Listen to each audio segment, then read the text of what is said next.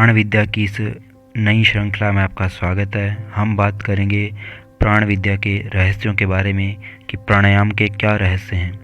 प्राणायाम अर्थात निश्वासों को भरते समय हम यदि ब्रह्म का चिंतन करते हैं, उस परमात्मा का चिंतन करते हैं, तो इससे हमारे जो शरीर पर, हमारे मन पर, हमारे जीवन पर क्या इसका प्रभाव पड़ता है।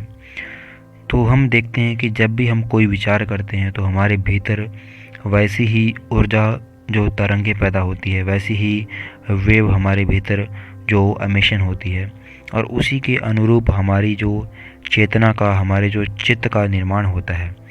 जब हम उस ब्रह्म परमात्मा का, उसकी दिव्यता के जो गुण हैं, उसकी दिव्यता, उसके स्वरूप का हम ध्यान करते हैं, हम चिंतन करते हैं, क्योंकि हम चिंतन करते हैं, जो विचार करते हैं, तो वैसे गुण हमारे भीतर आते हैं। क्यों? क्योंकि वैसी ही ऊर्जा तरंगे और हमारे चित्त में और प्रत्येक श्वास के साथ हम यदि दिव्य चिंतन करते हैं तो वो हमारे भीतर प्रवाहित होती रहती है, वैसी ऊर्जा तरंगे। और ये जो ऊर्जा तरंगों वाला, जो पॉजिटिविटी वाला, नेगेटिविटी वाला ये जो सिद्धांत है, ये विज्ञान भी मानता है। और इसी सिद्धांत को जो प्राचीन काल में हमारे जो पूर्वज थे, जो ऋषि थे, वो इसको जानते थे, और इसी को ध्यान में रखते हुए उन्होंने जो प्राणायाम की जो पावन परंपरा थी, जो विद्या थी, उसका अनुसरण किया और इसके जो महत्ता को जाना। तो इसी से हम देखते हैं कि मन की हमारी एकाग्रता बढ़ती है और मानसिक जो विकार है उनका शमन होता है, जो अच्छे विचारों का आगमन होता है। यानी मन की सारी जो नकारात्मक भावनाएं हैं, नकारात्मक विचार हैं, उन सब का शमन होता है, यानी वे नष्ट हो जाते हैं।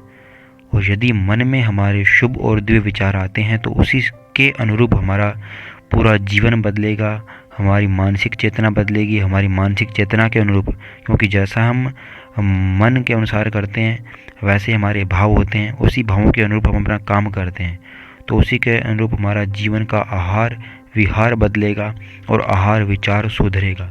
तो इस प्रकार से पूरे हमारे शरीर पर क्या प्रभाव पड़ता है, हमारे मन पर क्या प्रभाव पड़ता है, ये आप जान रहे हैं कि प्राणायाम का। और ये प्राण विद्या कितनी सूक्ष्म और रहस्यात्मक एक जो मेथड है प्राण विद्या का, तो किस प्रकार से एक वैज्ञानिकता के साथ ये काम करता है। तो ये प्राण विद्या की एक महत्वपूर्ण एक इसकी शक्ति है, जिसको हम जान नहीं सकते। जिसको हम जान सकते हैं, इसको अपने व्यवहार में उतार कर ही हम इसको जान सकते हैं, और पूरे धैर्य के साथ इसका हमें अभ्यास करना चाहिए, तो इसका हमें लाभ अवश्य होगा।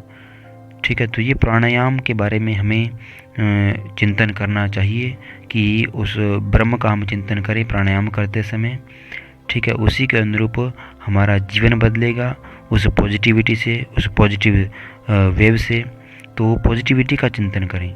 तो आशा है आपको जो जानकारी हमने प्रदान की है जो प्राणायाम विद्या के बारे में, आपको अच्छी लगी होगी। आप इस वीडियो को लाइक करना, शेयर करना। धन्यवाद।